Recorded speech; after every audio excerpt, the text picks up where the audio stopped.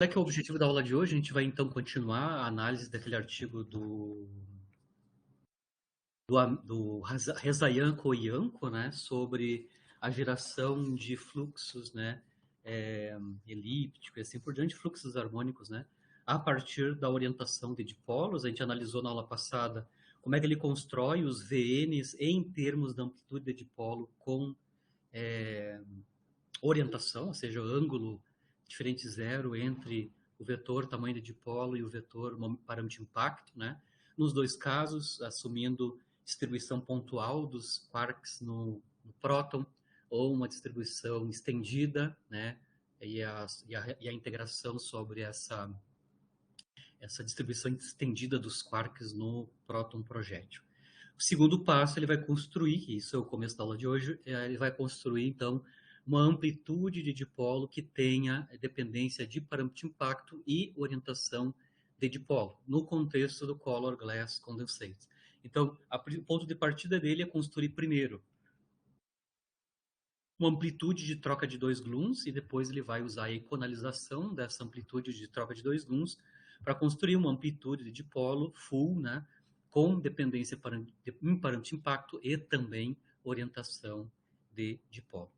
Para entender essas seções, né, da construção da amplitude de dipolo, não há como, no caso de vocês, não há como partir diretamente para a derivação que está no artigo, porque ela supõe se saber algumas coisas. Então, o início da aula de hoje, antes de entrar no artigo em si, né, eu vou analisar algumas questões, alguns pontos sobre o Color Glass Condensate, né, como é que a gente representa a matriz de espalhamento, como é que a gente representa as distribuições de fontes no modelo MV, lembrando que o ponto de partida deles é o modelo MV com parâmetro de impacto. Eu vou mostrar como eles introduzem dependência de parâmetro de impacto no modelo MV original. Então, eu vou só revisar algumas coisas sobre o Color Glass, para a gente entender a nomenclatura, a notação, e depois seguimos, né, acompanhando o artigo do Yanko e do Rezayan. Então, só para lembrar, características principais do Color Glass, principalmente o modelo MV na forma mais simples, né? No modelo MV, se pensa, né, que os quarks de valência são fontes de campo de cor, né? E essas fontes dão origem, então, a um campo de Bloom clássico, que são soluções das equações de Young-Mills clássicas, né? Então, a gente obtém no Color Glass Condensate, no modelo MV, o campo de gluons, que é o AMI, né, com cor A partir da solução da equação de Young-Mills clássica. Basicamente, a gente consegue mostrar, a partir das equações de Young-Mills clássicas, existe uma relação tipo Poisson, então eu consigo construir uma equação de Poisson 2D que relaciona o campo de gluons com a fonte do campo de cor, que são os quarks de valência. Basicamente, então, a gente consegue mostrar que a partir das equações de Young-Mills clássicas, a gente chega numa equação de Poisson, onde eu tenho Laplaciano 2D sendo aplicado no campo AMI, campo de gluons. Isso é igual ao negativo da densidade de carga de cor, certo?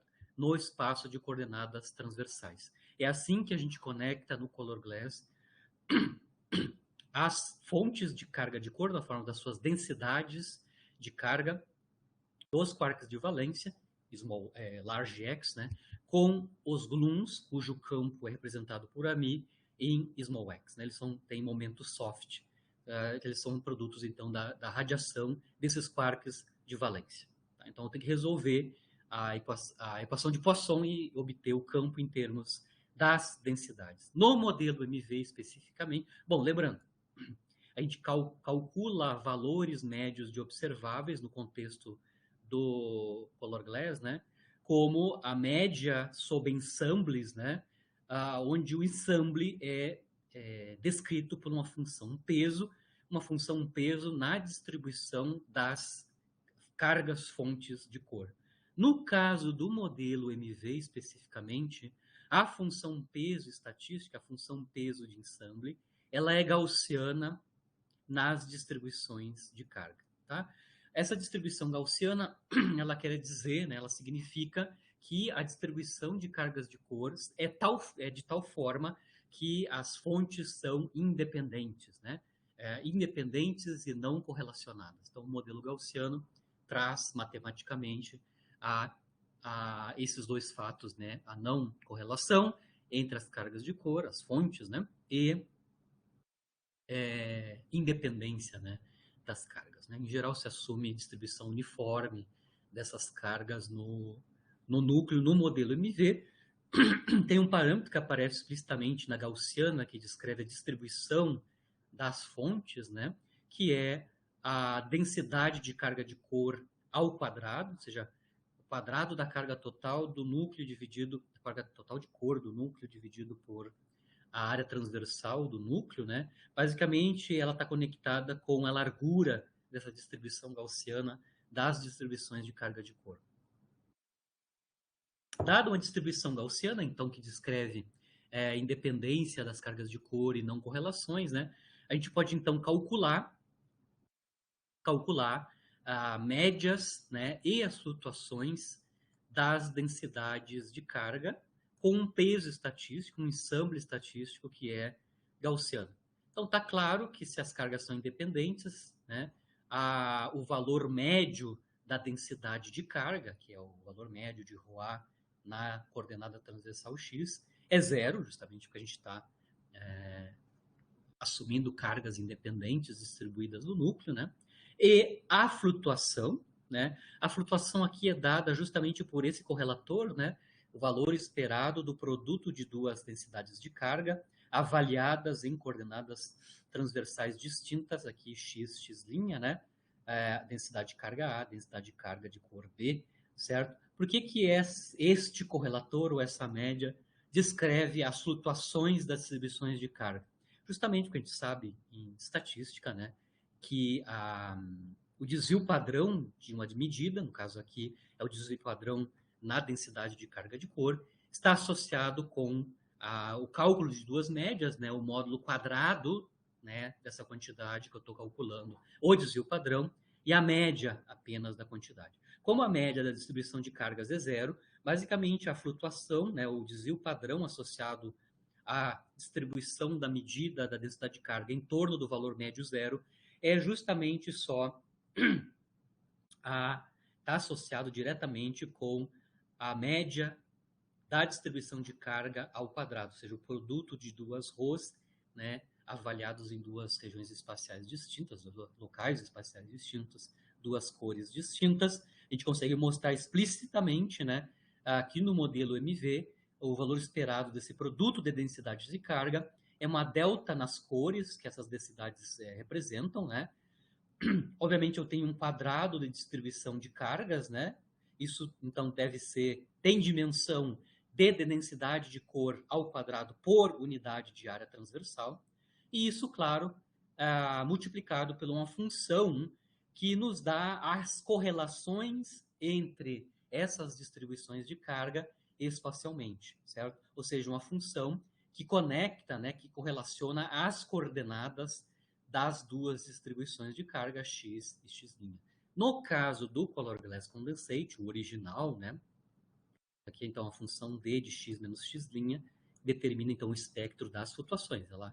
Essa função vai nos indicar qual é que é a correlação entre as cargas distribuídas, as cargas de cor, né, distribuídas no meu núcleo descrito por o Color Glass. No modelo original do Color Glass, basicamente aquela função é uma delta de x igual a x', que significa que nenhuma correlação, né, ocorre em diferentes pontos do alvo. Ou seja, as cargas de cor estão totalmente descorrelacionadas se a gente assume que a função que mapeia o espectro das flutuações é uma delta. Se eu modificar essa delta por outra função que não seja delta, a gente vai ter algum grau de correlação entre as fontes, né? Mas no modelo MV original, a função D é basicamente uma delta, significando, então, nenhuma correlação, né, em diferentes pontos do alvo, em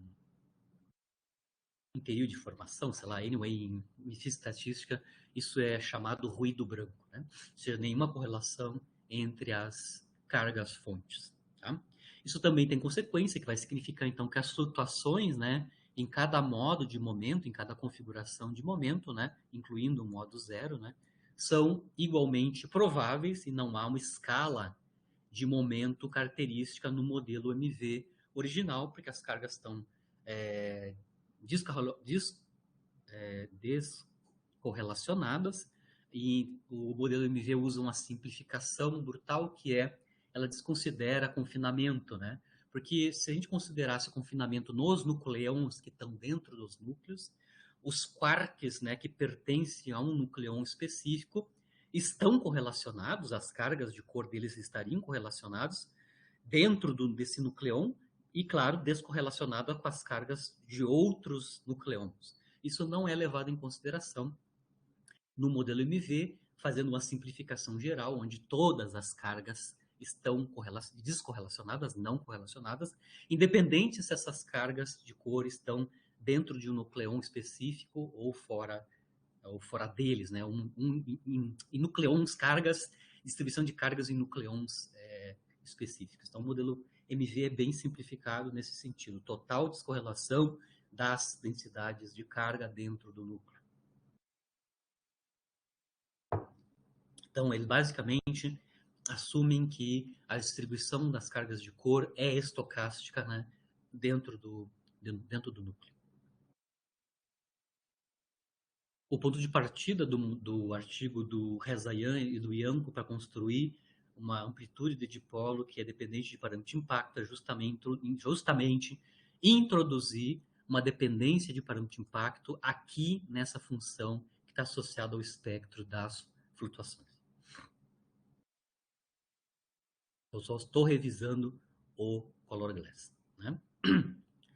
Então, o que basicamente o Rezayan vai fazer, e o Ianco, né, é introduzir uma função relacionada às distribuições de carga, principalmente as flutuações dessas distribuições de carga, uma dependência em parâmetro de impacto. Então, ao invés de assumir que a distribuição de carga é homogênea dentro do núcleo, eles vão assumir uma distribuição local gaussiana, né, em parâmetro de impacto dessas cargas distribuídas no núcleo. Ou seja, eles não vão assumir uma distribuição homogênea, mas sim dependente de parâmetro de impacto dentro do núcleo, significando que eu vou ter mais densidades de carga na parte central, né, do núcleo do que nas partes mais periferais do núcleo. Ou seja, eles vão introduzir, no final das contas, um perfil transverso, né, na distribuição das cargas de cor, né, que tem dependência de parâmetro de impacto, certo? Eu poderia discutir um pouquinho, tem outros autores na literatura que introduzem aqui diretamente nessa função de correlações, né, entre correlações locais entre as cargas de cor.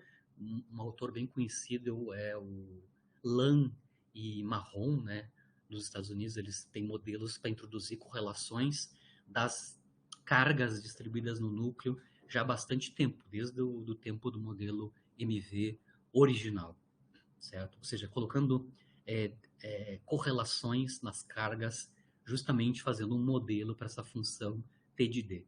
O Amir e o Rezayan vão introduzir uma função T de D, uma função D, né, que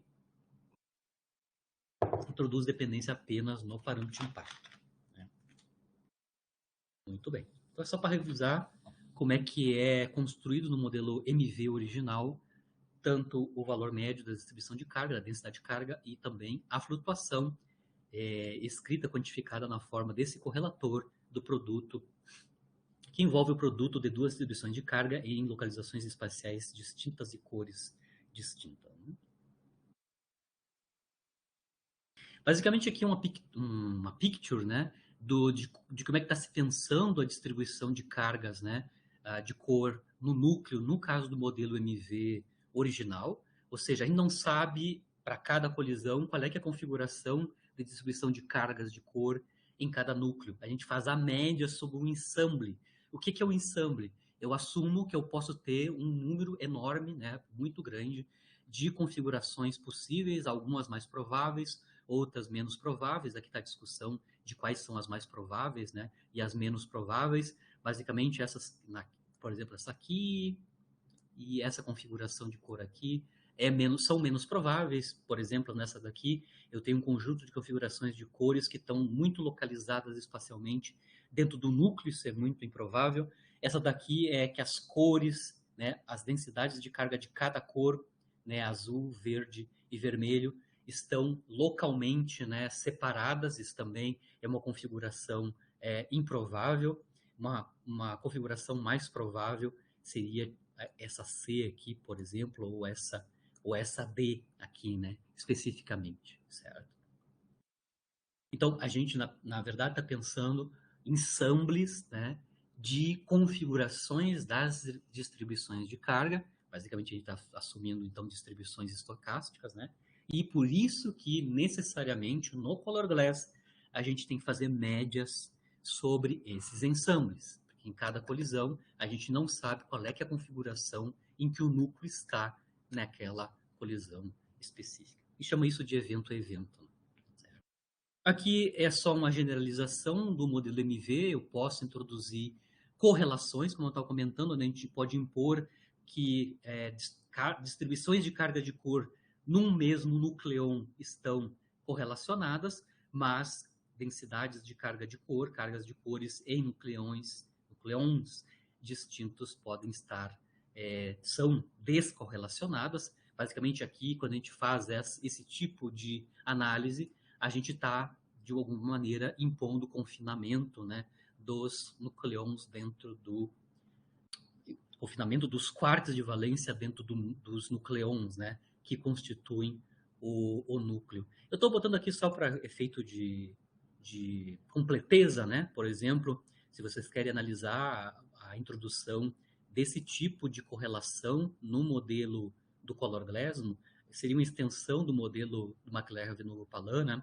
Onde ele introduz correlação entre cargas do mesmo nucleon e descorrelação entre cargas de nucleons distintos, né? Isso remonta ao tempo do modelo MV, esse artigo de 99. Depois outras pessoas, né, evoluíram com esse modelo, mas basicamente você consegue ver que no modelo do Marlon, ele introduz um termo adicional, né, no correlator das densidades de carga, que introduz, então, uma correlação que é tipo gaussiana entre coordenadas espaciais das distribuições de carga, né?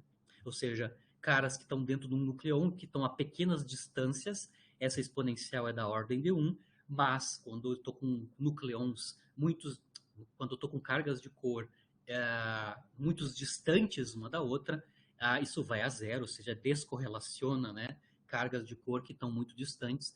Claro que tem um parâmetro que controla qual é que é a distância em que esse exponencial vai a zero, é justamente o tamanho do nucleon. Então, o parâmetro lambda aqui te dá a ordem de grandeza de qual é que é a escala de tamanho em que as cargas de cor vão estar correlacionadas, e a partir dela, para valores de distâncias maiores que esse lambda, as cargas se tornam descorrelacionadas. Só para entender um refinamento com correlação no modelo MV original. Isso é só para a gente lembrar como é que a gente introduziria, né, no modelo Color Glass, ou no modelo MV original, uma dependência em parâmetro de impacto na amplitude de polo. Isso vai aparecer na forma de uma distribuição em parâmetro de impacto das cargas fontes, né? Com uma certa distribuição não homogênea, que é o caso original, né, do modelo MV, sem uma distribuição homogênea em distribuições de carga. No modelo do Amir, vai aparecer explicitamente o caso como ponto de partida, né, em baixas energias, X não suficientemente pequeno. Ele vai atacar o primeiro modelo de troca de dois gluons e depois analisa o caso de múltiplos espalhamentos.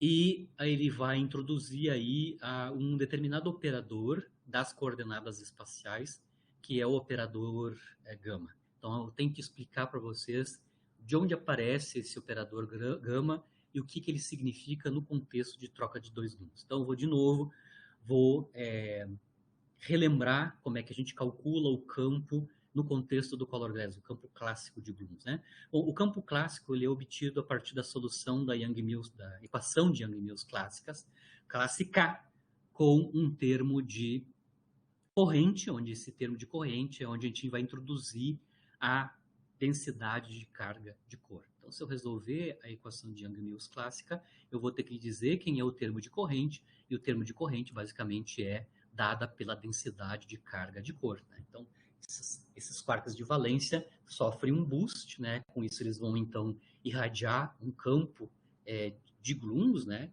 Que é assumido de Weizsäcker-Williams, né? E a gente sabe como encontrar o campo a partir dessas densidades de carga, como comentei com vocês. Basicamente, a relação entre o campo de Young-Mills, componente menos, e a densidade de carga é dada por uma equação de Poisson 2D. Na equação de Poisson 2D tem, claro, o operador Laplaciano 2D associado. Lembrando que o campo de cor, componente menos, né, entra na definição das linhas de Wilson, em termos das coordenadas espaciais.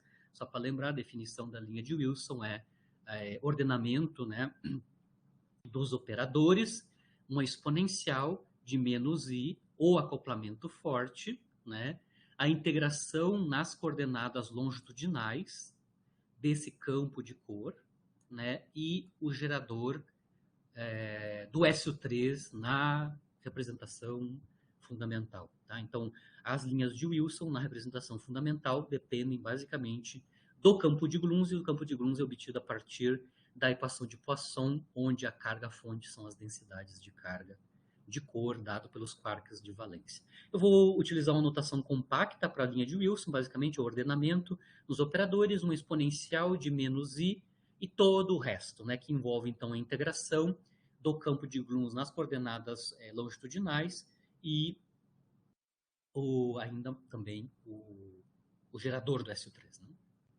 Lembrando então, na minha anotação, esse cara aqui, o lambda maiúsculo A de x, ele envolve o produto do acoplamento G, a integração sobre coordenada longitudinal e do campo, né? Componente menos. Obviamente, aqui, essa expressão é dada quando a gente está usando o gauge de cone de luz, onde apenas essa componente do campo de Gluons sobrevive, ou todas as outras, né? A componente mais, as componentes transversais, tende a zero, né? E o operador. Então, só para compactar a notação. Então, basicamente, a linha de Wilson é uma exponencial deste cara aqui, que envolve o campo de Gluons e o gerador, né? O gerador do SO3 com aquela cor específica.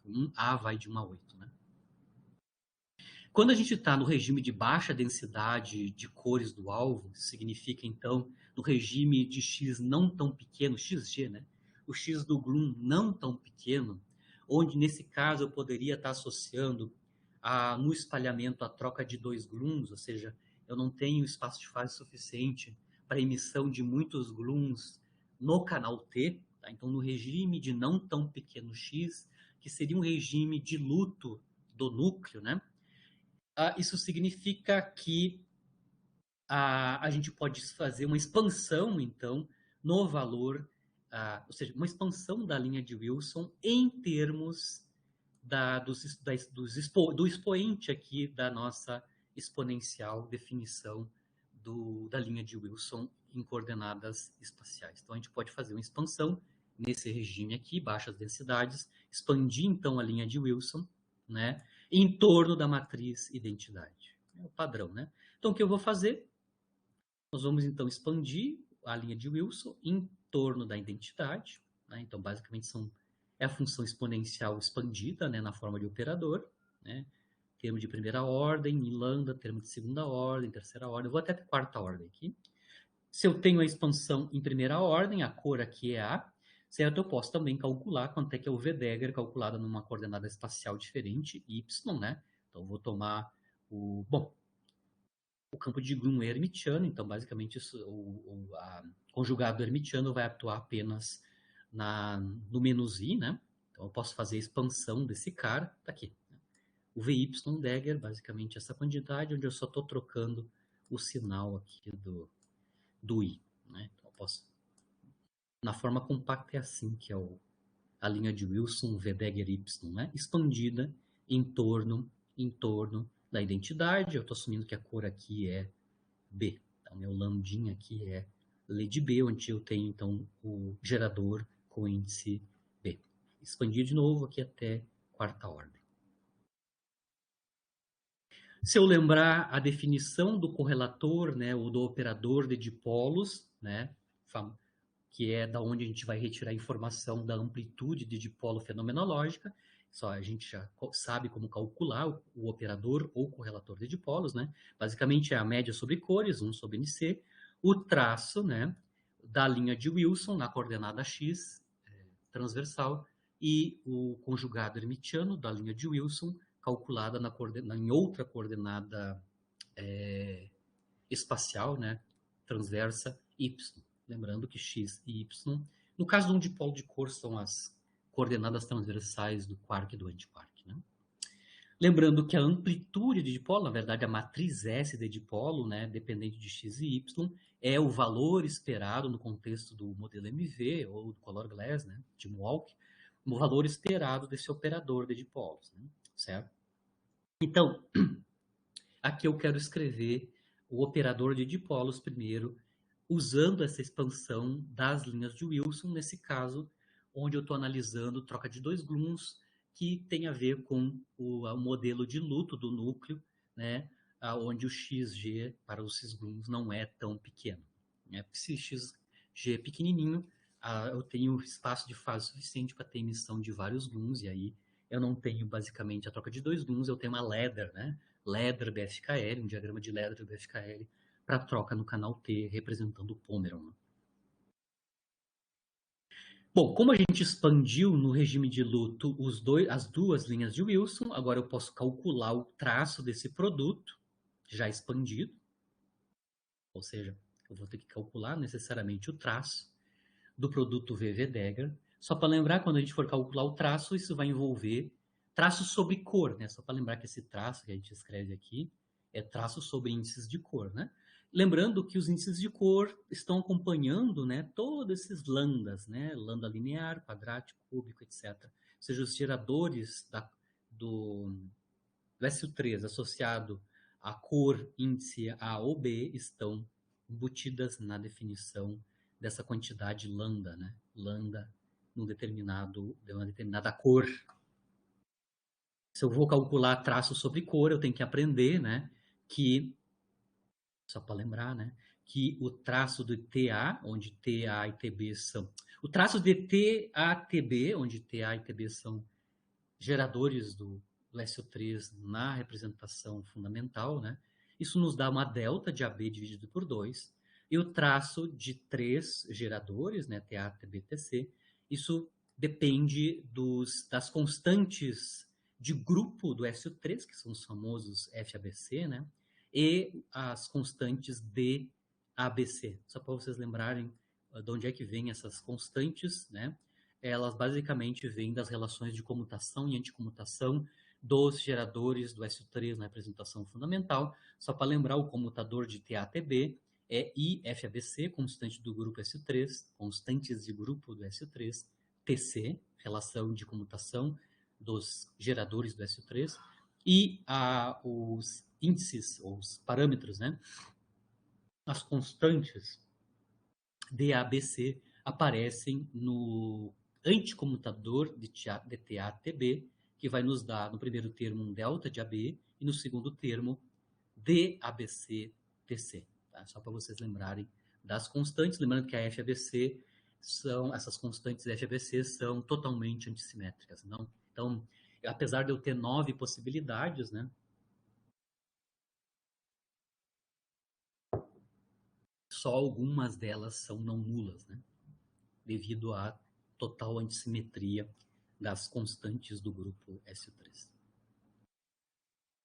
Bom, quando eu faço 1 sobre NC o traço do produto, você consegue ver na expansão que eu vou ter um termo de primeira ordem do produto, já tomado o traço sobre os geradores, termo de segunda ordem na expansão desses caras e assim por diante, certo? Ou seja, eu vou fazer o produto desses dois caras, né? E tomar o traço sobre cor, usando essas regrinhas aqui para traços de cor de dois geradores, 3 geradores e assim por diante. Quando eu faço isso, o resultado é este daqui, né? Tenho, obviamente, o termo unitário, menos 1 meio. 1 meio vem da expansão em série de Fourier, série de Taylor da linha de Wilson, né? O delta B, que tem a ver com o traço de dois caras, 1 sobre NC, 1 sobre NC. E aí, claro, eu vou ter produtos, né, dos nossos lambdas, né? Os produtos de dois lambdas, que são o primeiro termo não nulo aqui, perdão, o primeiro termo que envolve os campos, né, na minha expansão, envolve, então, você consegue entender claramente na multiplicação, né? Eu vou ter produtos dos dois campos, né, nas mesmas coordenadas espaciais, coordenadas espaciais distintas, ou coordenadas espaciais y iguais, né? Depois a gente vai ter os produtos de 3 campos, né, ou 3 lambdas, né, em coordenadas distintas ou iguais, tem todas as possibilidades aqui, né, e as constantes do grupo SO3, aqui no caso só sobrevive o DABC, né, só sobrevive, certo? Isso, a princípio, é um meio traço sobre cor do produto VV-Degger no contexto dessa expansão da linha de Wilson em torno da unidade no regime de luto, né? Só para lembrar, a anotação para essas quantidades, isso, lambda com índice em cima de cor e coordenada transversal embaixo, significa o acoplamento, a integral sobre coordenadas longitudinais da componente menos do campo cor C. Então, por exemplo, esse cara, lambda A, X, isso é G, a integral da componente menos do campo, de cor A na coordenada transversal X, o outro também está na coordenada X, mas com cor distinta B e assim por diante. Quando a gente vai tomar o valor esperado desta quantidade, que vai nos dar a matriz S de dipolo, a gente pode mostrar que os termos que envolvem lambda em terceira ordem se anulam no valor esperado, e quando a gente então calcula o valor esperado, o único termo, únicos fatores que sobrevivem são os quadráticos em lambda nessa expansão do operador de dipolo. Ou seja, quando eu calcular o valor esperado no Color Glass do operador de dipolo, que é a matriz S de dipolo, isso vai nos dar 1 menos 1 meio delta de AB, 2 sobre NC, que é justamente esses termos aqui, e o valor esperado desses 3 termos. Aqui. Aí eu vou introduzir a tal da notação do operador, da função gama, né? Como a gente vai ter que calcular o valor esperado dessas duas quantidades lambda, que basicamente são integrais do campo componente menos numa determinada cor, vezes o acoplamento, certo? A gente pode compactar a notação desse valor esperado de uma dupla de lambdas, né? Basicamente o correlator lambda-lambda, né? Como uma delta de AB, talvez só vão sobreviver com índices de cores iguais aqui nos campos, né? Já podemos fatorar o quadrado do acoplamento forte. Como eu tenho 2 lambdas, lembrando que cada lambda envolve um acoplamento forte, essa dependência no acoplamento forte a gente pode fatorar na forma do G2, e todo o resto do produto lambda-lambda, menos do quadrado do acoplamento, vai ser dado, então, em termos de uma função chamada função gama, ou correlator gama, que dá toda a dependência em coordenadas espaciais. Então, no final das contas, a amplitude de dipolo, que é o valor esperado do operador de dipolo, quando expandido no regime de luto do núcleo, x não tão pequeno, significando basicamente troca de 2 gluons, certo? Ela pode ser escrita, a amplitude de dipolo, né, em termos basicamente dessa função, ou desse correlator gama, né? Lembrando que eu vou ter um gama de xx, gama de xy, e um gama de YY espaciais, né? São os três termos que aparecem na nossa expansão das linhas de Wilson, produto, traço sobre cores. Quando a gente faz a imposição de uma ΔB adicional aqui, né? ΔB adicional aqui, a gente vai ter, obviamente, quando a gente calcula delta de AA, a gente vai ter exatamente o número de cores, né? Que é a 8, né? No caso do SO3. Que é justamente, vai aparecer claramente aqui, com a ajuda do 2NC que está embaixo. Bom, o produto ΔAB vai multiplicar com o ΔAB, então eu vou ter ΔAA. O ΔA vai nos dar NC² menos 1, 8 cores distintas. Quando eu divido isso por 2NC, justamente a gente vai ter aqui aparecendo o Casimir na representação fundamental, que é o CF. Né? Certo? E aí já está aqui na forma compacta a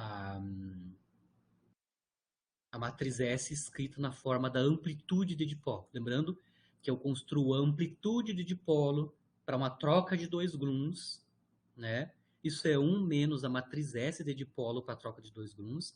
E aqui a gente vai usar essa expressão expandida, né, em termos do correlator gama para a amplitude de dipolo no limite de Luto, representando troca de dois gluons. Significa, então, que a nossa amplitude de dipolo para a troca de dois gluons nas coordenadas transversais x e y é o acoplamento ao quadrado, o Casimir na representação fundamental dividido por 2, certo? E soma de três correlatores, três funções gama, né? Calculadas em coordenadas espaciais diferentes, x, y, e tem um termo em xy cruzado. Só para entender da onde, para rastrear de onde a gente definiu essa função gama e por que aparece três correlatores gama na expressão da amplitude de dipolo.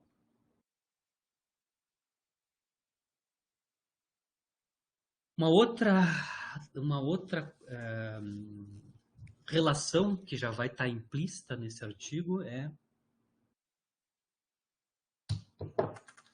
a escrita da linha de Wilson, não em termos diretamente do campo de gluons, mas sim em termos do propagador do quark livre. Então, só para lembrar, a gente define, né, a linha de Wilson na coordenada transversal x como sendo a ordenamento de operadores, a exponencial de mais IG, certo?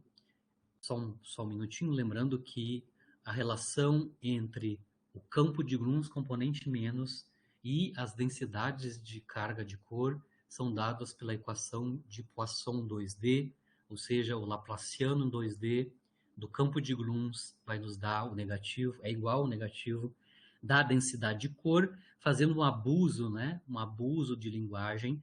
Eu posso escrever, então, o campo de Grun's, né? A componente menos do campo de Grun's, na coordenada transversal, na coordenada longitudinal x mais e coordenada transversal x perp, né? Em termos da densidade. Então, usando a equação de Poisson 2D, usando um abuso de linguagem, isso pode ser escrito, o campo de Grun's, né? Pode ser escrito como o inverso do operador Laplaciano 2D aplicado sobre a densidade de carga que tem dependência na coordenada longitudinal, Z+, e na coordenada transversal, X transverso. Ou seja, eu posso escrever a linha de Wilson explicitamente em termos da distribuição de carga de cor, ou seja, em termos das densidades de carga. No meu modelo de distribuição de carga no Color Glass Condensate, pode ser o modelo simplificado do original do McLaren do Palama, pode ser um modelo diferente para distribuição de cargas, introduzindo ou não correlações, etc, etc. Então aqui eu estou usando uma abordagem, né, de abuso de linguagem, de como escrever o A menos em termos da densidade de cor. Isso é, o A é o negativo do inverso do operador Laplaciano 2D vezes a densidade de carga, né? Por isso que troca o sinal aqui para mais, porque é o menos original da definição da linha de Wilson e o menos da equação de Poisson 2D. D, certo? Para simplificar, ou seja, para não manter na nossa anotação das linhas de Wilson a anotação do operador laplaciano 2D, a gente vai tentar reescrever esta quantidade em termos do propagador do quark livre, tá? Que eu vou chamar aqui de G0. O Amir e o Yanko chamam apenas de G, mas na verdade é G0, é o propagador do quark livre. O propagador do quark livre, né, obedece essa equação aqui, né, o Laplaciano 2D do operador de quark livre calculado nas coordenadas transversais x menos e, é uma delta de x menos e. Lembra lá da teoria de campos, como a gente escreve, né, o propagador de fermion livre, né? Ou seja, a gente até sabe a solução dessa equação. A solução dessa equação, nessa forma de abuso de linguagem, né? O propagador do quark livre pode ser escrito usando o abuso de linguagem do operador laplaciano. É o inverso do operador laplaciano 2D, aplicado vezes a delta de x menos z. Certo? Por que eu vou introduzir aqui o laplaciano do quark livre, perdão, o propagador do quark livre?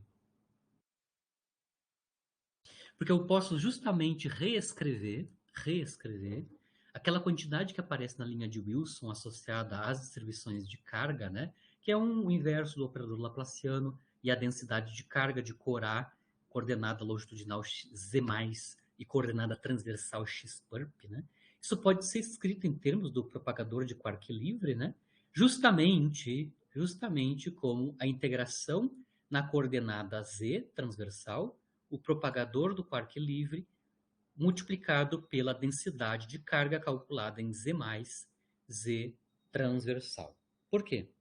Se vocês virem aqui e utilizar, então, a solução para o propagador de quark livre, que é o inverso do operador laplaciano, vezes uma delta de x menos z, e introduzir essa igualdade aqui, e calcular a integração em z usando a delta, porque eu tenho uma delta de x menos z, isso vai nos dar justamente o inverso do operador laplaciano, a função densidade de carga calculada justamente em x transverso, com o uso da delta. Tá? Então, a gente simplifica um pouco, ao invés de ficar trabalhando com esse operador sobre a densidade de carga, a gente vai escrever aquela tralha em termos da integração em coordenadas transversais do propagador de quark livre vezes a densidade de carga no núcleo, né, no regime de luto aqui que a gente está analisando. Ou seja, a linha de Wilson, então, pode ser finalmente escrita como a exponencial de mais IG, a integração original, que já estava na coordenada longitudinal z+, uma integração adicional na coordenada z transversa, que foi introduzida quando a gente substituiu o operador inverso do laplaciano pelo propagador do quark livre, o propagador do quark livre calculado em x menos z transversais, a densidade de carga calculada em z mais z transversal, e claro, originalmente já estava o gerador do SU3 de carga A, na representação fundamental. Só para lembrar, vocês já conhecem isso, né? A solução, na verdade, do propagador de quark livre nessas coordenadas transversais, x menos z, é o negativo de uma transformada de Fourier, né? Uma transformada de Fourier, certo? Essa transformada de Fourier transforma o espaço de P para x menos z, né? Tudo isso dividido por P quadrado. Né? Então, quando tu aplica, por exemplo, o Laplaciano 2D em ambos lados dessa equação, você vai justamente obter esta relação aqui, que o Laplaciano de G é uma delta. Né? Porque quando a gente aplica o Laplaciano aqui nessa quantidade da direita, a gente vai fazer, então, derivadas de segunda ordem na coordenada x, o Laplaciano é aplicado na coordenada transversal x, né? Isso vai nos dar o quadrado de P, que cancela com o quadrado desse P que está aqui embaixo, E o que sobra é justamente uma representação integral da função delta de Dirac calculada em x menos n. Outra coisa importante é Prof, aqui que eu... Sim. só, a gente já tinha feito essa derivação em outros cursos, eu e o Edson, né? Agora eu Sim. tava pensando um pouquinho, lembrando de eletrodinâmica. Isso é, tipo, para resolver essas equações, essa metodologia que o prof usa é funções de Green, né? Que tu tá... Funções de Green, exato. É isso aí, né? Propagador de quark livre é uma função de Green. Né? É, até para teoria de campos, né, que eles Uhum, usam. E quando tu fez o link, eu lembrei disso, porque eu nunca tinha me tocado uhum, nisso, nessa parte, uhum, mas é isso, né? uhum, uhum. No curso anterior de Color Glass, a gente analisou isso, porque quando a gente teve que calcular explicitamente a média sobre cores, né, no cálculo da média, perdão, média sobre configurações de cor, né, a média estatística ali do Color Glass, né, a gente teve que primeiro escrever os campos usando o propagador de quark livre, para depois começar, sim, a fazer a conta. A gente tem que primeiro se livrar, né, se livrar do operador. Lembra, as linhas de Wilson têm necessariamente que ser escritas em termos de ρ, porque a função peso está em ρ. Então a gente tem que escrever os campos em termos de ρ, ou seja, as linhas de Wilson em termos de ρ, antes de aplicar a média sobre configurações de cor, né? Sim, E a sim. gente aprendeu, a gente discutiu isso, acho que é a aula 11 ou 10, né? Acho que é na aula 10 daquela disciplina. A gente primeiro teve que fazer a substituição desse operador laplaciano via uso da, da função de Green, né? Associada ao propagador de quark livre, e aí a gente, com esse truque, né? A gente consegue escrever a componente menos do campo na coordenada transversal x explicitamente em termos do produto da função de Green e a densidade de carga, que aí a gente consegue fazer as integrações, né? Que são necessárias quando a gente aplica a função peso sobre ou sobre o campo ou sobre, na verdade a gente faz média sobre configuração de cor, sobre as linhas de Wilson, né? A linha de Wilson sozinha ou um produto de linhas de Wilson VV-Dagger, no caso da amplitude de dipolo. Então é só um truque, né? Só um truque de como escrever o campo de Glunz em termos da densidade de carga fonte, né? Que vai ser mediada depois no cálculo da média de ensemble, né? Ensemble da distribuição de cargas de cor. Aham. Mas e como tem o Zardo e o, E o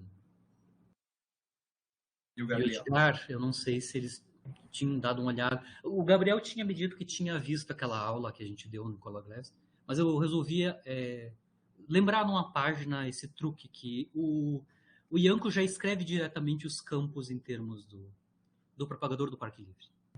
Não, sim. É só porque eu me lembro que eu e o Emerson tinha comentado contigo na época, né, o significado do Laplaciano no denominador, né, dele, tipo, que era o inverso da operação, né?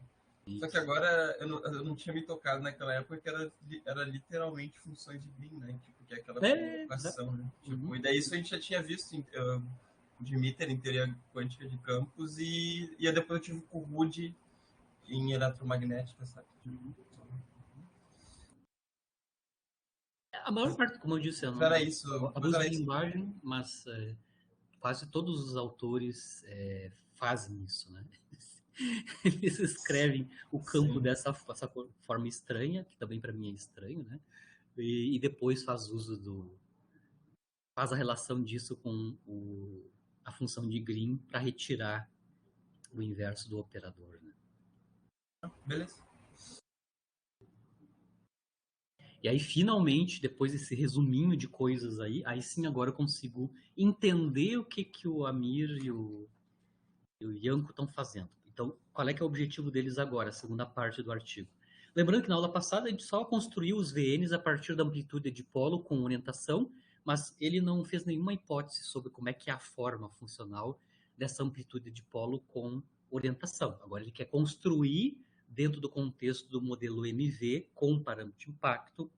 Ele vai ter que introduzir necessariamente uma dependência de parâmetro de impacto e ainda introduzir a correlação, né? A dependência em ângulo entre o B e o R, né? Então, ele vai ter que fazer uma série de passos aí. Então, aqui eu só vou mostrar como é que ele começa a construir, então, a amplitude de troca de dois gluons, Ou seja, amplitude de dipolo no limite de troca de dois gluons. O que isso significa? Ele vai calcular aqui, então, a amplitude de dipolo no limite de pequeno r, né? Small dipoles, né? Então, pequenos dipolos. Ou seja, qual é que é o limite de pequeno r da amplitude de dipolo geral? Certo? Quando a gente vai para pequeno r, basicamente a gente está associado a esse limite que ele está analisando, que é basicamente o limite da troca de dois gluons, né? Certo? Antes da iconalização dessa troca de dois gluons, né?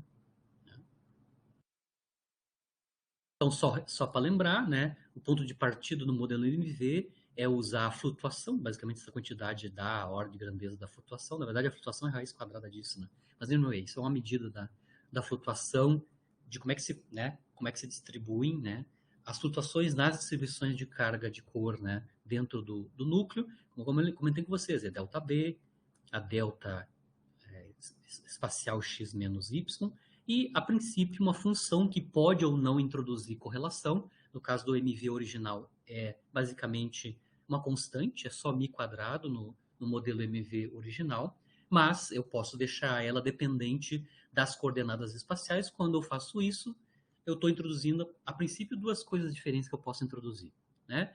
Eu posso introduzir, então, uma dependência em parâmetro de impacto da distribuição das cargas de cor, ou também eu posso introduzir uma correlação, né?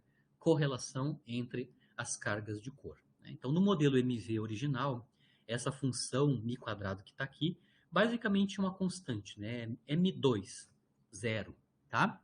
E o que ele está feito? O que está feito lá no modelo MV? Basicamente, ele assume que a distribuição de cargas de cor é uniforme sobre todo o núcleo. Então, a minha perfil em B, meu perfil em B basicamente é uma θ, né? Uma função θ, onde o meu perfil de distribuição de carga de cor é constante sobre todo o núcleo. É um modelo de esfera rígida, né? Com densidade de carga uniforme. Só para lembrar o que significa do ponto de vista físico esse μ quadrado, né? Lembrando que aqui ele está associado ao valor médio de um produto de densidades de carga. Então, necessariamente, obviamente, toda a informação física de quanto é que esse produto de densidades de carga mediada sobre as configurações de cor está nessa função, nessa constante μ quadrado, necessariamente, então, o que ela significa? Ela é basicamente a carga total de cor dentro do núcleo, né? Carga total de cor dentro do núcleo por unidade de área transversal do núcleo. Então, o μ quadrado, quando ele é constante, né, basicamente é a carga total do núcleo dividido pela área transversal. Né? Isso vai te dar a densidade de carga uniforme dentro do núcleo. A gente pode até dizer qual é que é a cara desse μ quadrado. Basicamente, o número total de cargas de cor dentro do núcleo a carga total de cor dentro do núcleo ao quadrado, basicamente ou seja, quantas cargas de cor em cada nucleon eu vou ter. Se as fontes de cor são quartas de valência, basicamente eu vou ter 3 cargas de cor em cada nucleon, né? 3 cargas de cor em cada nucleon.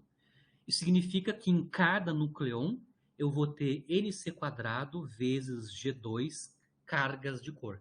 Lembra que a constante de acoplamento, basicamente, é proporcional ao quadrado de carga daquela interação que a gente está analisando. Né? Então, o quadrado da carga de cor em cada nucleon, basicamente, é o número de Nc² vezes G2. Multiplicado por A, isso vai dar a carga ao quadrado total dentro de um núcleo, dividido pela área transversal do núcleo, que é π, raio do núcleo, ao quadrado. Então, basicamente, a quantidade μ2, que é a densidade uniforme do quadrado da carga de cor por unidade transversal, por unidade de área transversal total do núcleo, basicamente é da ordem de A na 1/3, inverso de pentommetro ao quadrado, vezes o acoplamento ao quadrado. Ou seja, ele tem dependência A na 1/3 com o tamanho do núcleo, E quadrado, ele é proporcional ao quadrado da constante de acoplamento. Certo? Essa é a dependência básica na interpretação do μ quadrado. No modelo MV, isso é apenas uma constante. Assume densidade, né, uniforme para a distribuição de cargas dentro do núcleo.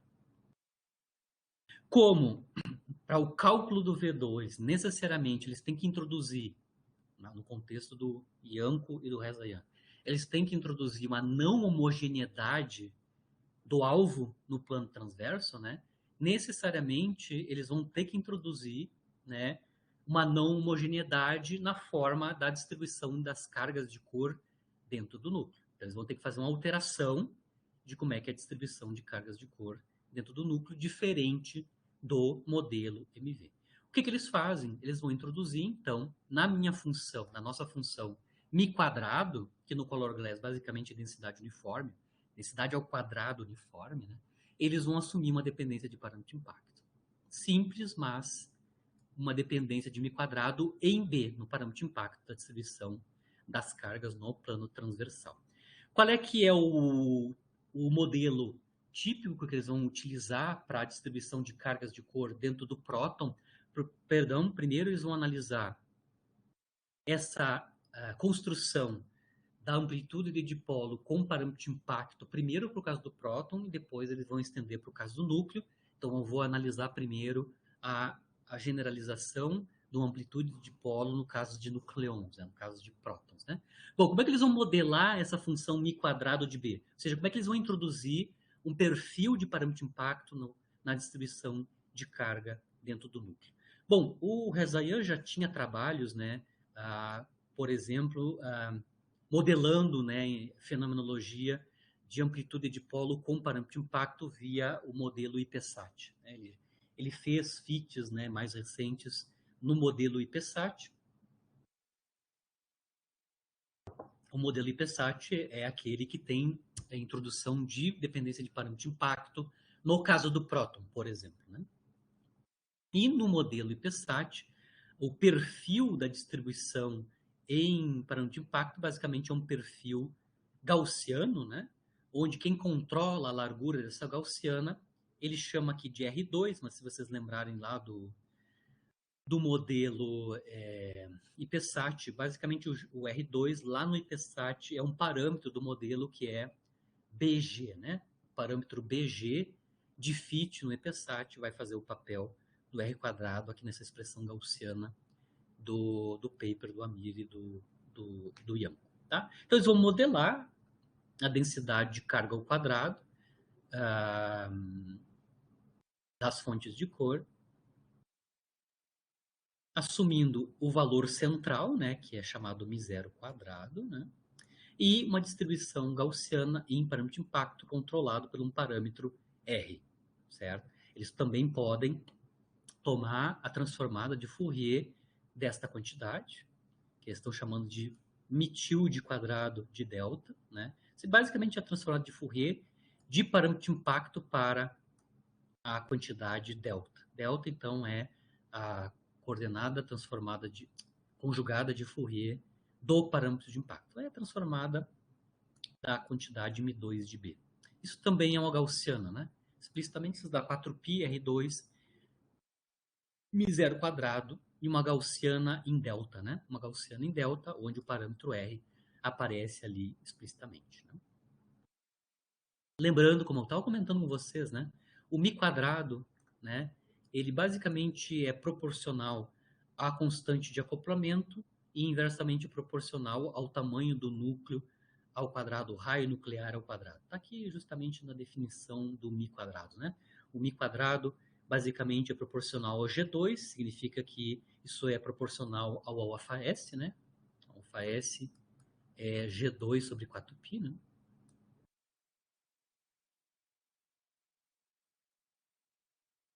E inversamente proporcional à área transversal do núcleo na forma do raio nuclear e a sua dependência em A. Então está claro que o μ0 quadrado, que é o valor central dessa função gaussiana μ quadrado de B, é justamente a constante de acoplamento dividido por 2 o parâmetro R, que dá ordem de grandeza transversal do nucleon, no caso que é o próton, né, ao quadrado. Tá? Na verdade, o R quadrado aqui não é o raio do próton, tá? É algo proporcional ao raio do próton. Basicamente, o R aqui, R quadrado, é o parâmetro BG no perfil gaussiano para distribuição e parâmetro de impacto do próton lá no modelo IPSAT. Se vocês já andaram um pouquinho na literatura do Color Glass, principalmente no MV original, né, a gente pode depois interpretar esse μ quadrado zero como o valor da escala de saturação em B igual a zero, tá? No modelo MV.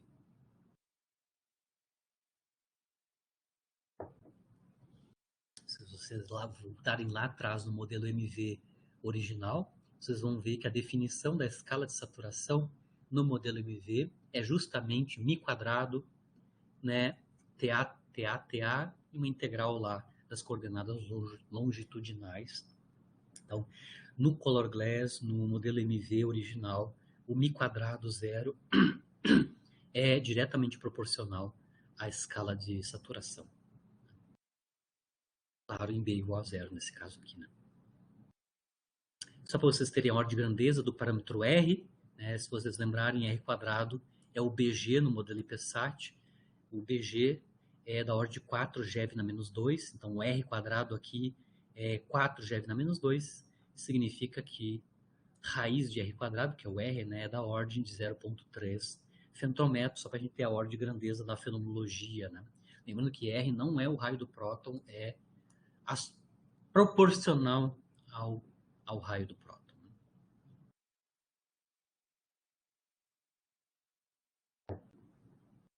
A gente tem que a transformada de Fourier da função μ quadrado de B, calculada em delta igual a zero, é basicamente uma constante que é proporcional ao μ0 quadrado, e a área transversal, né, a área natural transversal do próton no plano transversal. Aí, obviamente, aqui ele está começando então a notação do campo de Gluns, componente menos, justamente utilizando aquela escrita do campo de Gluns em termos do propagador do quark livre e da distribuição de cargas, das densidades de carga de cor dentro do núcleo. Ele já parte com essa expressão, lembrando que aqui ele já está assumindo que a distribuição, né, perdão, o propagador de quark livre tem uma solução conhecida, que eu já mostrei, né? Ou seja, o propagador do quark livre calculada numa quantidade transversal B, basicamente é a transformada de Fourier de B para Q da função inverso de Q quadrado. O propagador do quark livre, ele é calculável, isso a gente fez tudo lá no Color Glass, a gente calculou, essa integração aqui é calculável, ela é divergente, ela tem um problema de cutoff, não lembro mais se é ultravioleta ou é o infravermelho, anyway, não vou chutar, certo? Tem um problema de cutoff, né? Porque aqui o Q eu vou integrar de zero a infinito, tá? Então é grande momento transversal, eu acho que isso é o V, né?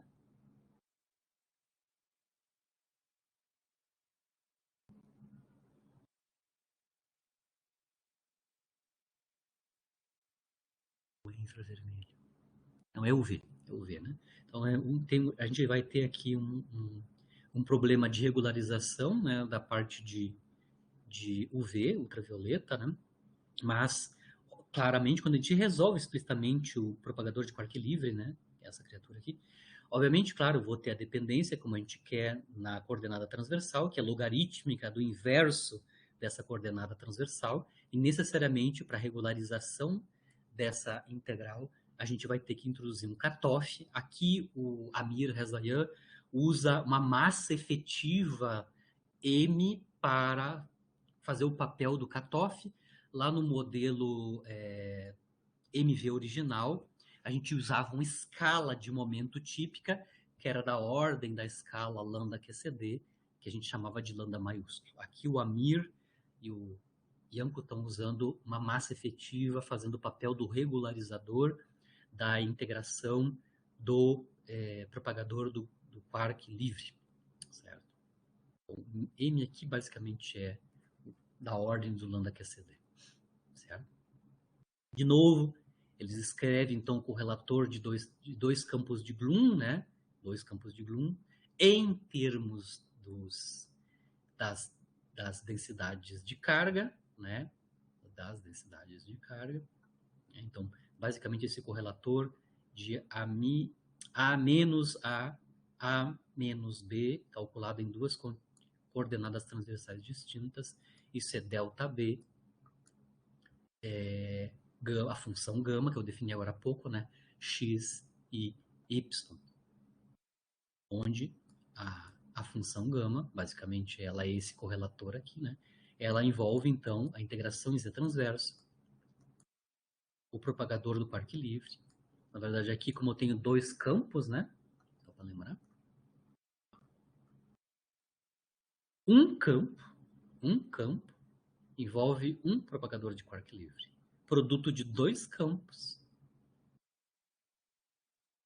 vai envolver, claro, dois propagadores de quark livre. Então, eu vou ter propagador de quark livre x menos z, coordenada x menos z, propagador de quark livre g de y menos z, e a função, né, mi quadrado de z. Essa é a definição da função gama, que eu já defini ela anteriormente, né? Se a gente colocar aqui as definições, então, dos propagadores dos quarks livres para essas coordenadas transversais, em termos da sua representação em transformada de Fourier, né? A gente basicamente vai ter uma integração dupla dessas variáveis mudas, né? Q, né? Transformadas de Fourier das coordenadas transversais x, y para Q', então só para ver a notação aqui, que é a transformada conjugada de Fourier da coordenada y, Q' é a coordenada transversal conjugada, é momento, né? Momento transversal conjugado associado à coordenada transversal x, função mi quadrado, que agora vai ser uma função da soma de Q', né? E embaixo aqui, Q' quadrado, Q quadrado. Então, eu só estou escrevendo explicitamente a função gama, ou correlator gama, de duas coordenadas espaciais, em termos da transformada de Fourier da função mi quadrado, que te modela a distribuição em parâmetro de impacto das densidades de carga de cor no alvo, né, no núcleo-alvo.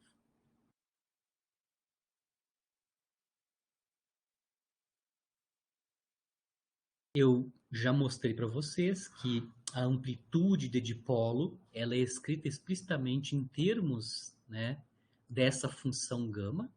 Já mostrei ali, né?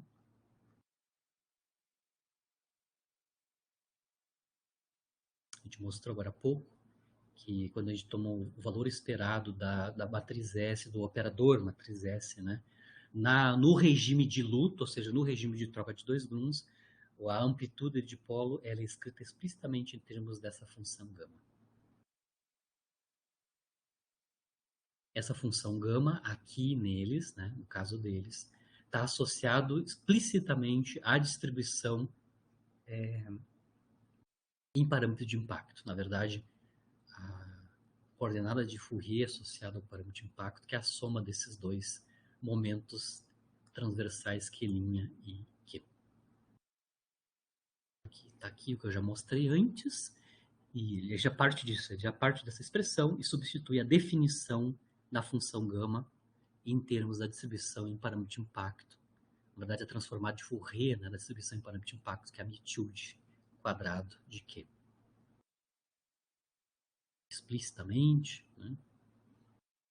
Então, ele chegou na expressão, finalmente, né, da amplitude de dipolo para a troca de dois gluons. Aqui é a amplitude mesmo, é o N, né? Amplitude de dipolo para a troca de dois gluons, regime de não pequeno, tão pequeno x, né? Não tão pequeno x. A dependência de parâmetro de impacto para essa criatura, né, vai vir justamente dessa função mitilde quadrado, né, de Q' mais Q.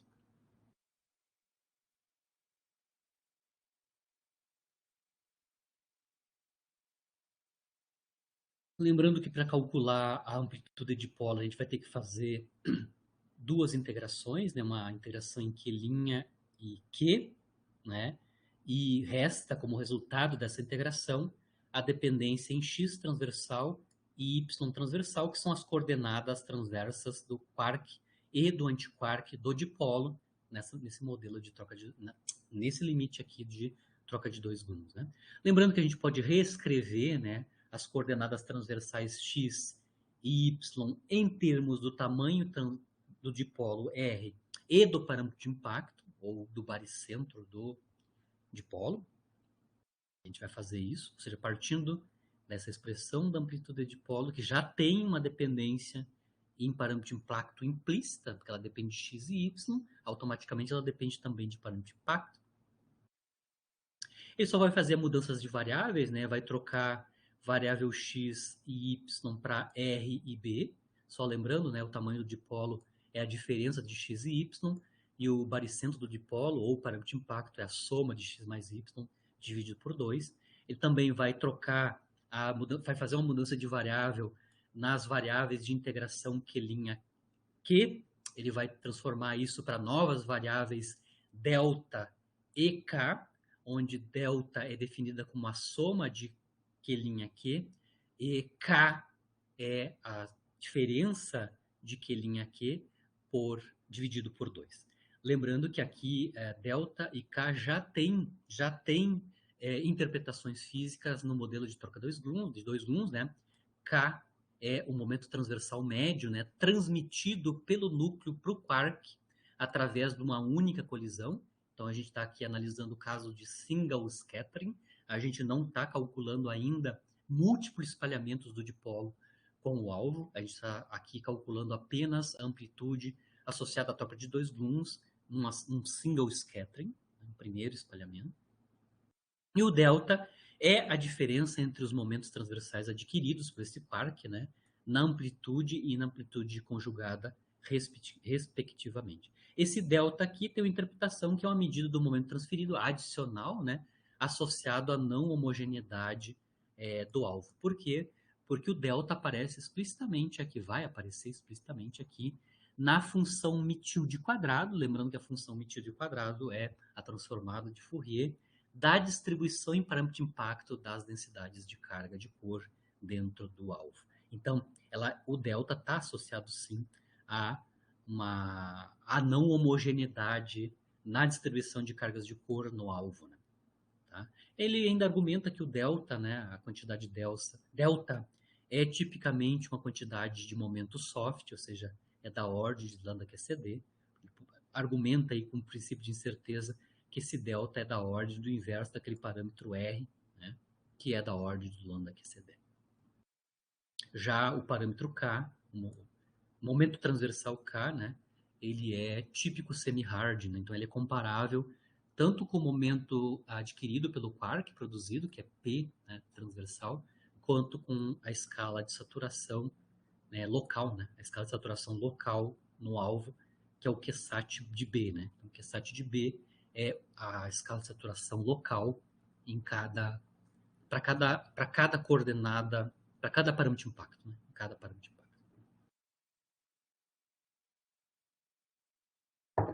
Ou seja, em termos desses dois momentos transversais, um soft e um semi-hard, que é o K e o delta, nós vamos reescrever as integrações originais, que são Q'.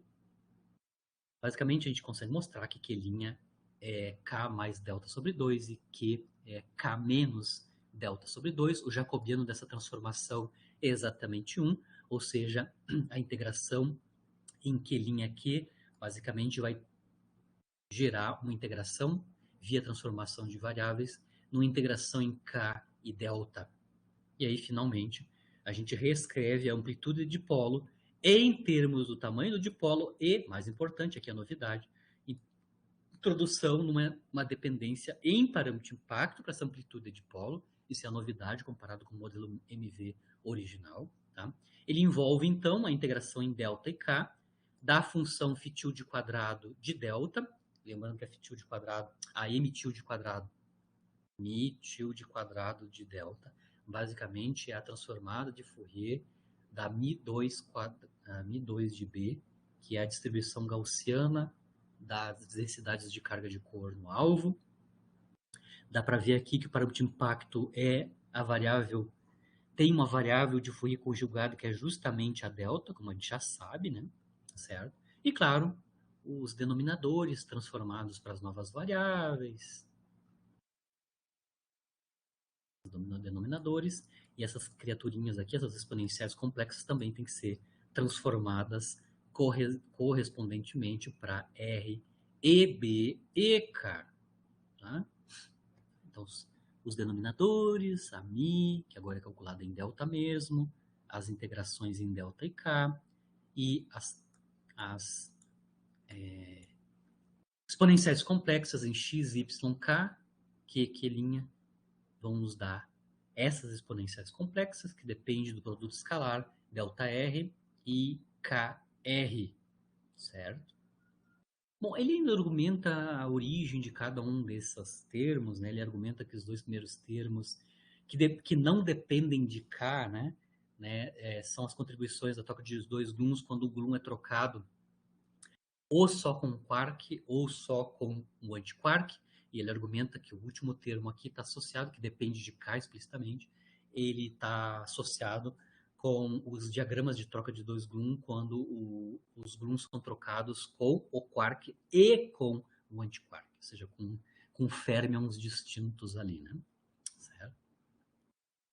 Como ele está modelando uma distribuição gaussiana para distribuição em parâmetro de impacto, a função μ tilde, né, ao quadrado é dependente apenas do módulo do bivetor delta, do bivetor momento transversal delta, né? Ou seja, a função μ tilde, se está assumindo gaussiana a distribuição em parâmetro de impacto, ela tem simetria angular aí, né? Ela depende apenas do módulo do vetor delta, né? Ou seja, significa que a amplitude de dipolo correspondente, quando eu introduzo a função μ tilde ao quadrado, como função apenas do módulo de delta, é que a amplitude de dipolo, para a troca de dois gluons, para x não tão pequeno, é uma função par, tanto de B quanto de R, certo? Isso é importante devido a essa modelagem gaussiana para distribuição gaussiana em parâmetro de impacto das densidades de carga de cor. Né? Então, nesse caso, quando a distribuição é gaussiana, a dependência em θ, que dá origem à orientação do dipolo, né, que o θ é o ângulo entre o tamanho do dipolo e o parâmetro de impacto, né, ele vai vir apenas, né, nos produtos que vão aparecer aqui nessas integrações, nos produtos do produto escalar de B e R ao quadrado. Ou seja, a única dependência em θ que deve aparecer nessa amplitude, né, de dipolo para a troca de dois gluons, usando uma distribuição gaussiana, que é par em delta, é uma dependência apenas em cosseno quadrado de θ. Né? Porque o produto escalar BR é BR módulo cosseno de θ, isso ao quadrado. Tá? Então, ele já está antecipando a discussão que nesse modelo gaussiano para a distribuição das cargas de cor, a consequência disso é que a dependência angular, né, para essa angular em θ, né, na orientação do dipolo, para essa amplitude de dipolo de troca de dois gluons, não tão pequeno x, aparece apenas na forma de potências pares de cosseno de θ. Ele já também discute, né, que outra coisa que implica isso, quando a gente vai calcular os VNs, né, esse fato dele ser par, né, o N de 2G ser par em B e R, é que ela vai implicar, quando a gente substitui isso na expressão dos VNs, né, isso vai implicar que todos os coeficientes de fluxo, né, os VNs ímpares, que é o V1, que é o fluxo radial, o V3, que é o fluxo triangular, e assim por diante, eles todos vão ser nulos. Todos vão ser nulos. E aí a gente vai ficar só com os coeficientes de fluxos Vn, que são pares, a partir do fluxo elíptico, o V2, o V4 e assim por diante.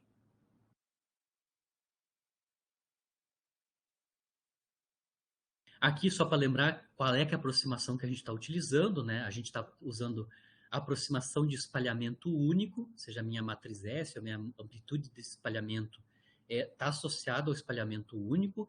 Isso corresponde, então, ao regime de pequeno dipolo, né?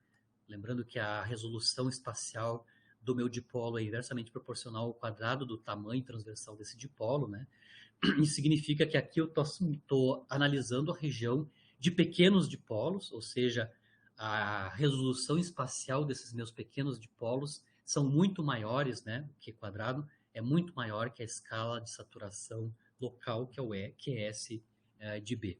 Né? Isso significa que o momento transversal desse quark, nesse regime de pequeno dipolo, corresponde a quarks com momento transversal hard, né? Momento transversal grande, né? Lembrando que o momento transversal é a variável conjugada de Fourier do tamanho do dipolo. Então, se eu estou na região de pequeno r, isso significa que a partícula produzida está com um momento transversal grande, né? Nesse regime específico que a gente está analisando. Ainda a gente pode, usando a expressão completa aqui da amplitude de dipolo para a troca de 2 gluons, e lembrar que a gente está analisando a single scattering, né? Limite de pequeno r. Nesse caso, a gente ainda pode, como as minhas 3 exponenciais complexas aqui dependem de r, né? No limite de pequeno r, a gente pode expandir essas 3 exponenciais, né? Essas 3 exponenciais complexas, no limite de pequeno r. Ou seja, aqueles 3 termos podem ser expandidos, né? Até segunda ordem, eu vou fazer até segunda ordem, em R, tá? Mostrando aqui explicitamente a expansão de cada um desses termos até segunda ordem em R, até segunda ordem em R. Eu consigo ver que vários deles se cancelam.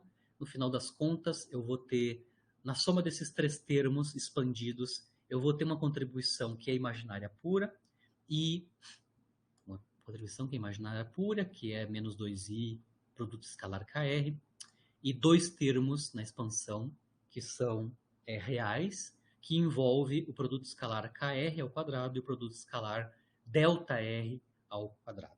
Então, se eu estou expandindo na expressão do N, o limite de pequeno r, aquelas exponenciais complexas, certo? Se eu pegar só a parte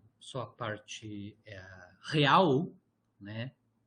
Só a parte real que vai contribuir para a amplitude de dipolo pela troca de 2 gluons, esses 2 produtos escalares, né? Eu posso escrever explicitamente em termos das componentes, né? X e Y de cada uma desses bivetores, né? As componentes X, as componentes cartesianas desse vetor K, componentes cartesianas desse bivetor R, componentes cartesianas desse bivetor delta, ou seja, K escalar R ao quadrado, e em termos das componentes cartesianas é isso aqui, né? K escalar R ao quadrado é KI RI produto KJ RJ. Cada produto desses aqui, claro, somatório sobre I, né? IJ, somatório sobre IJ, isso é o produto escalar de cada um e ao quadrado, né? O segundo termo eu tenho delta escalar R ao quadrado, isso é RI delta I, RJ delta J, na representação do produto escalar, não em termos de ângulos entre esses bivetores, mas sim em termos das componentes das suas coordenadas cartesianas, né, desses bivetores. K, R e delta. Tá? Então, dá para ver que a parte real, né, soma daqueles três contribuições para a amplitude de dipolo no limite de pequeno r, que é o caso, single scattering, envolve uma estrutura assim, né? RI, RJ, claro, eu estou fatorando aqui quem são os termos comuns, né? RI, RJ, produto KI, KJ menos delta I, delta J sobre 4. Ou seja, fatoramos aqui nesses 2 termos RI, RJ. E o que restou, restou, né? tem uma certa estrutura, substitui, né? E aí eu, claro, vou obter o limite de pequeno r da nossa amplitude de dipolo, troca de 2 gluons no limite de single scattering.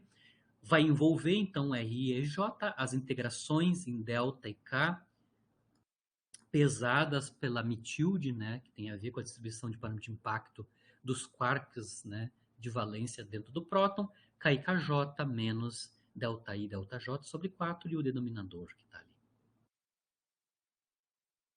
Obviamente, quando a gente integra sobre K e delta, obviamente vai me sobrar aí, né, uma estrutura devido aos índices, né, I e J que aparecem aqui dentro da nossa integração em K e R, em K e delta, perdão, em K e delta. Então, depois da dupla integração, né, em delta e K, eu vou ter para o N de 2 gluons, né, uma estrutura que é basicamente tensorial, que vai envolver, então, uma delta DIJ e termos que são proporcionais a 2DI BJ dividido por P quadrado menos delta IJ. Ou seja, que são tensores ortogonais.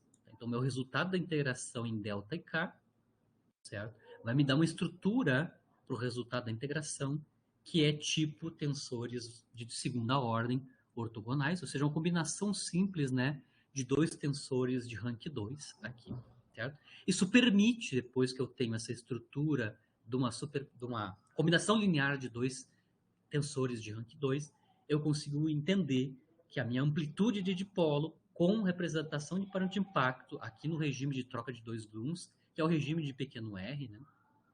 Não tão pequeno x, a minha amplitude de dipolo como função do parâmetro de impacto vai ter uma estrutura, né, que é em ângulo, né, em ângulo θ, né, que é basicamente um termo que não depende do ângulo θ, que eu chamo de N de RB, e um segundo termo, né, contribuindo para a amplitude de dipolo, que é N2 de RB, que é uma função apenas de RB, cosseno de 2θ, onde θ é o ângulo entre R e B. Ou seja, a estrutura de como a gente está calculando a amplitude de dipolo nesse limite, né, que é, no final das contas, fica uma simples combinação linear de dois tensores de rank 2, a gente vai ter uma estrutura genérica sem harmônicos esféricos de Fourier superiores. Apenas um termo que contribui com o cosseno de 2θ, né,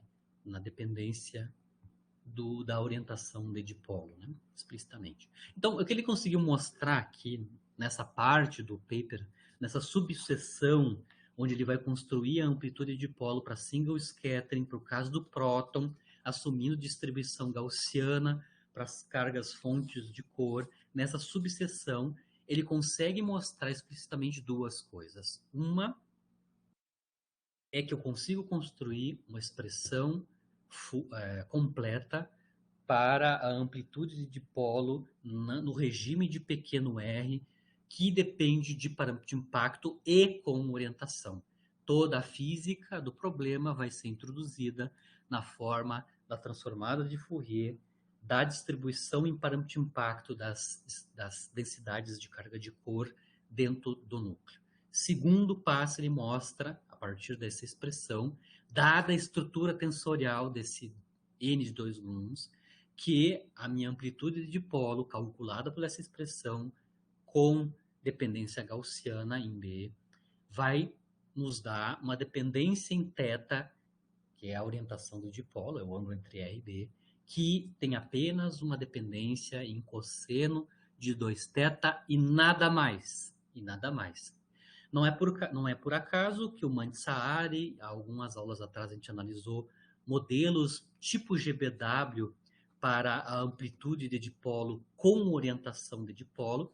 O ponto de partida do Mansaari era construir uma amplitude de dipolo fenomenológica baseada na GBW que tivesse justamente essa estrutura, certo?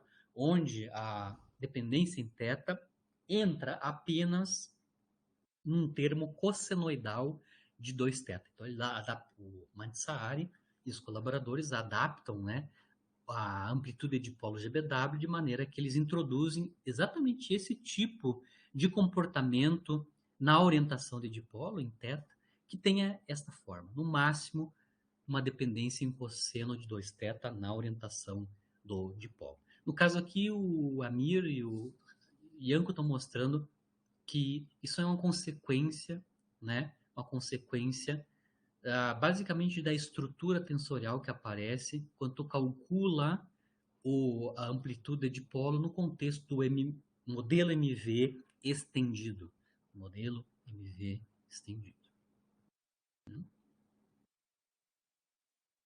Na aula que vem, bom, no artigo aqui, claro, ele vai ter que calcular, obviamente, fazer explicitamente as integrações em delta e k e identificar, né, quem é essa função n0 e quem é esta função n2. A princípio, essas duas funções n0 e n2, que vão dar na soma, né, o segundo termo multiplicado por 2, cosseno 2θ, vai nos dar amplitude de dipolo para single scattering, né? Elas são, no modelo gaussiano, analíticas. Eu vou calcular, tentar calcular analiticamente esta integração em delta e k com uma magnitude que é gaussiana em delta, certo? Então, ele vai obter expressões analíticas